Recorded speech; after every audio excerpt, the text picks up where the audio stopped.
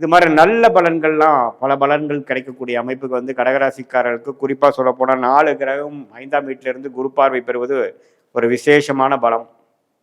அதே சமயத்தில் ராகு 8ஆம் இடத்திலிருந்து குரு பார்வையிலேருந்து கொஞ்சம் விலகி இருக்கிறார். கொஞ்சம் உடல் உபாதைகள் கொஞ்சம் பார்க்கணும், கொஞ்சம் டைஜஷன் அது மாதிரி ரிலேட்டடான விஷயங்கள் பார்க்கணும். குடுக்கல் வாங்கல கொஞ்சம் கேர்ஃபுல்லாக இருக்கணும்.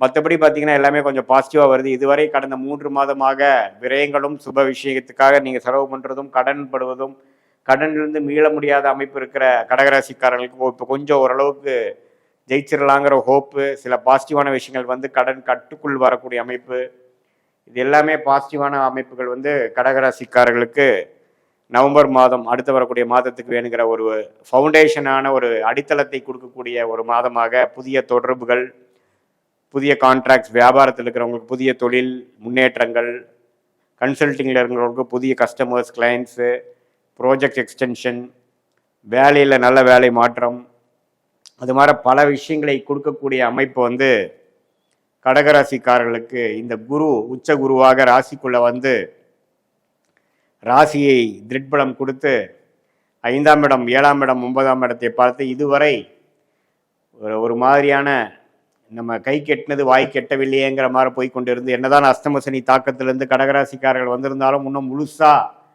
அவங்க பெனிஃபிட் அடையலைங்கிறது தான் முக்கியம். நிதர்சன உண்மையாக இருக்கிறது. ஏன்னா இன்னுமே சில நிதி நிலைமைகள்லாம் இன்னும் சரியாகாமல் இருக்குது. கடகராசிக்காரருக்கு அஷ்டம சனியிலேருந்து நீங்கி வந்தாலும் அதெல்லாம் கொஞ்சம் அடுத்த லெவலாக ஸ்டெபிலிட்டி, ஒரு நல்ல ஒரு சில கடன்கள் வந்து கொஞ்சம் சுப கடனாக மாறுறது, அசுப கடன்கள் சுப கடனாக மாறுவது,